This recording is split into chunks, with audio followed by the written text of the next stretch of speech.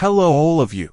Today I would like to introduce to everyone a tool that helps you send automatic messages to a series of lists of people you need to send within just one click. First, in order for me to send a message, I need to prepare three things. The first thing is the content. The second is the list of people you need to send the message to. Third is the account I need to prepare so I can send it.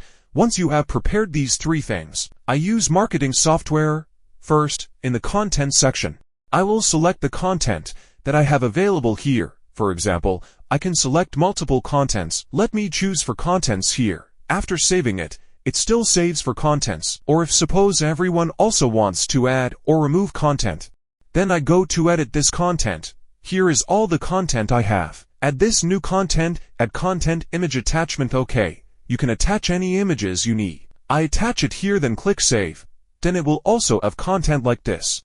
Going back to the sending message section, I already have for contents. The next item is the list of accounts that I need to send messages to. Just enter it with the ID list here. Move to step 3. Select the Facebook accounts I have. In the software, I already have a number of accounts. If I choose this item, it has 68 accounts. The software can control multiple accounts at the same time.